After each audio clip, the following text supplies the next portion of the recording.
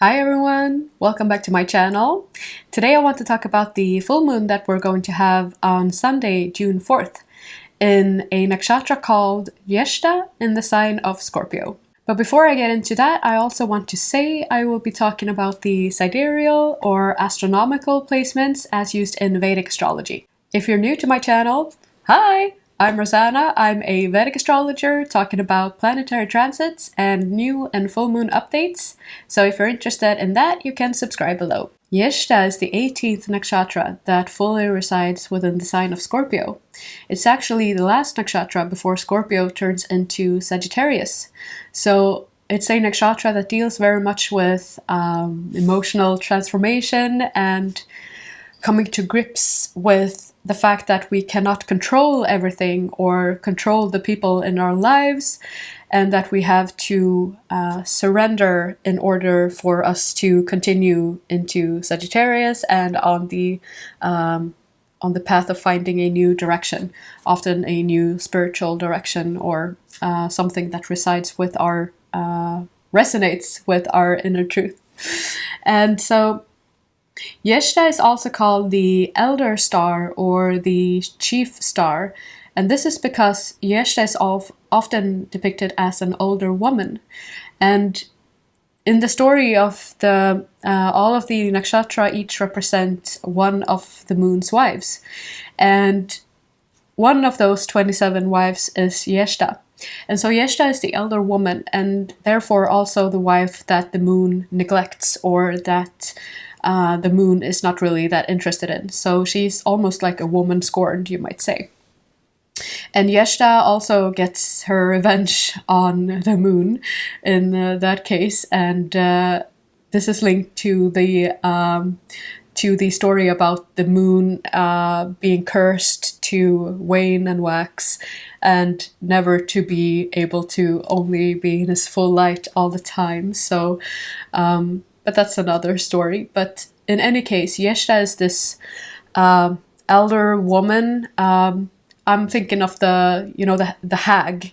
That term is something that comes to mind when it comes to Jyeshta. And Jyeshta is also symbolized by either an earring or an umbrella. If you think about those old kinds of umbrellas that really is used for shielding oneself against sunlight. So both the earring and that olden umbrella is symbols of status and achievement and of recognition. So when you've reached the, let's say, higher ranks in society, you have those kind of status symbols. So this is the case in Jyeshta. So it symbolizes that the elder, you might say, senior citizen, but who also has a lot of gained experiences and who is a leader of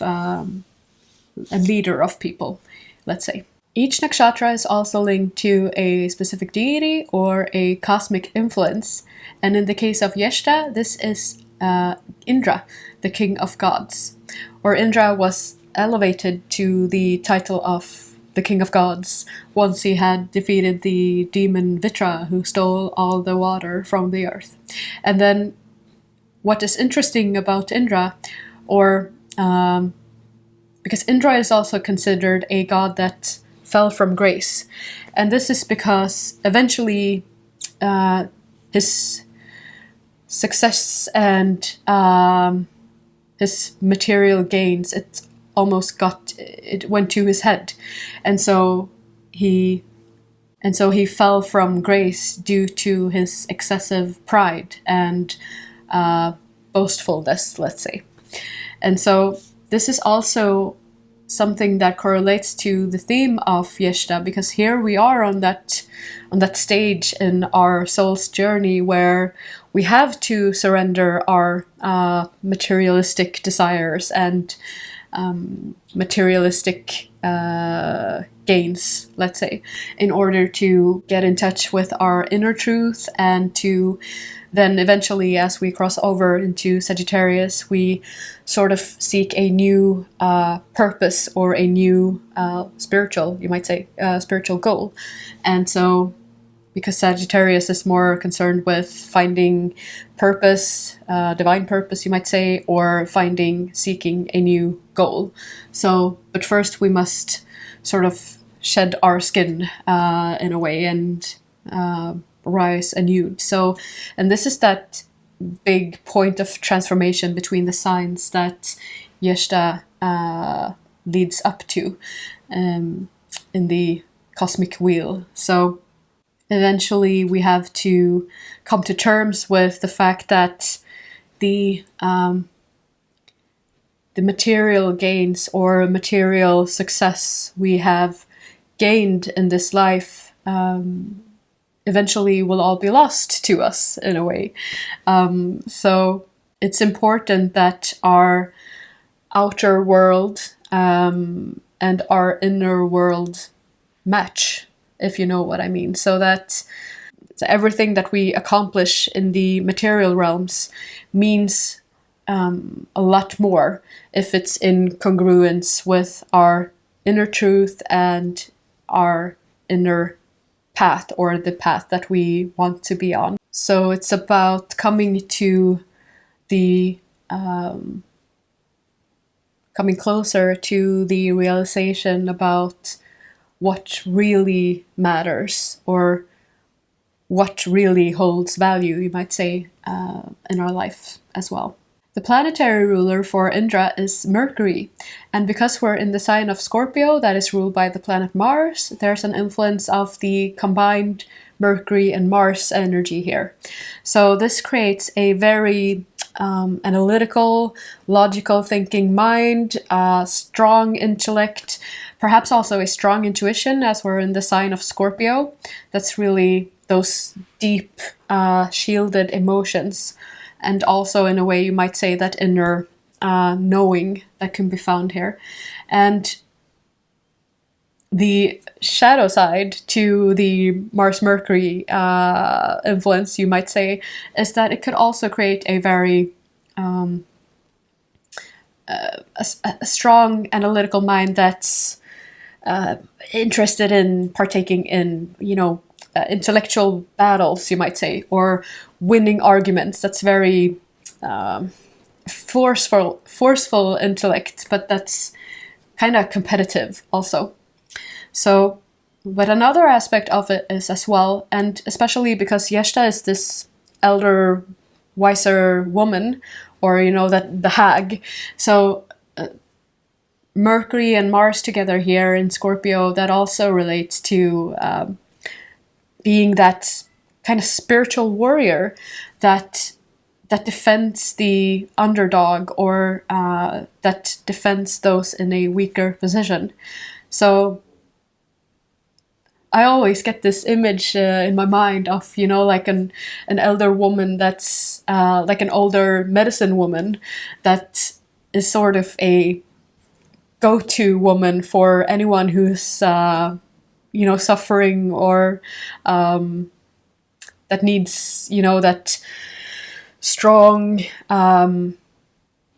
guarded, mature, feminine guidance, So I'm getting this image of like an older woman, an older medicine woman, having all of those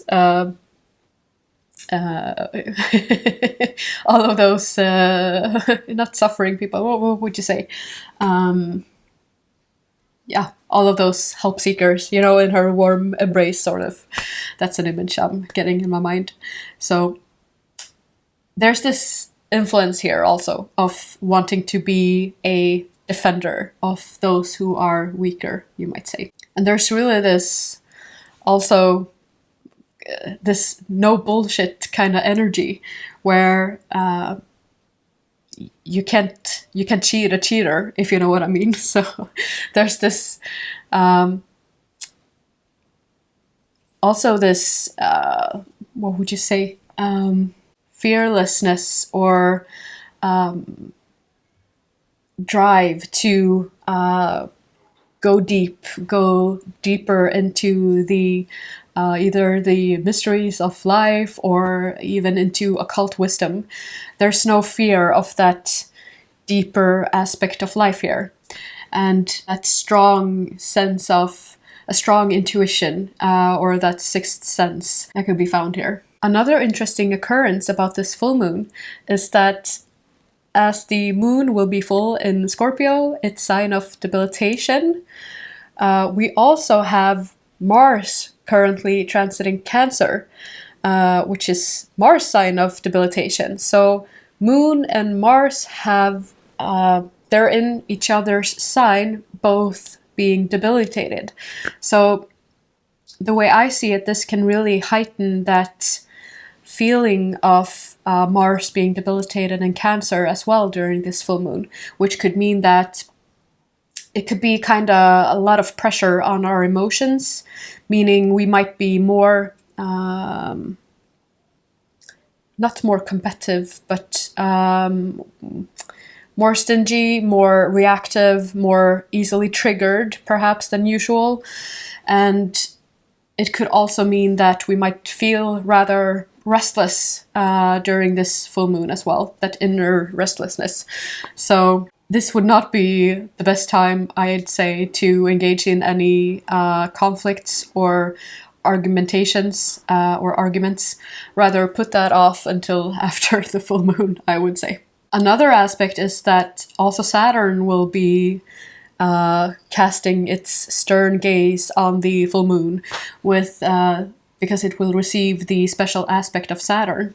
So Saturn also puts pressure on the full moon, and Saturn is this harsh but also constricting energy. So usually the full moon is considered a great time for letting go of all of those things that no longer serve us, or things that things that have served their purpose, basically. So it's a time of letting go. And I would say that Saturn in a way highlights this, because Saturn is that strict planet that shows us our limitations. So if we have a lot of projects or a lot of instances in our lives that that we split our energy in between, if we have many things that pull our energy in different directions, Saturn can make us very conscious about this. And it can be, in that sense, a way of scaling away or naturally just letting some of those things go, because Saturn shows us the limits on our energy. And so that can be an interesting aspect of as well, this full moon. So if there is something that you have put a lot of energy into, but that you're not really passionate about, or that isn't really necessary or serving you, this could be a great time for, or you might naturally realize and let this go during this full moon. So it could be kind of a energy cleanse, you might say, cutting some of those energy bonds that aren't really aiding you. As usual, I thought I'd share the questions that I posted on my blog. So the questions that I wrote for this full moon were: in what instances do my insecurities hinder my growth? Is there something I need to surrender in order to feel more at peace and content with being in the present moment? In what instances am I reluctant to relinquish control? Pertaining to either my relationships, my work, or in my relationships with my children, let's say. What makes me feel truly inspired? And in what circumstances, on the other hand, do I lose my inspiration or feel my motivation drain? So that was it for this update. I hope you liked the video. If you did, please leave a like or comment or even share the video. That really helps this channel. If you want to read more about the full moon, you are most welcome to visit my blog at starlightinspiration.com/blog, where you can read more about it. You can also find me over on Instagram at Starlight Inspiration, where I post new astrology content every week. Thank you guys for watching. Take care. Bye.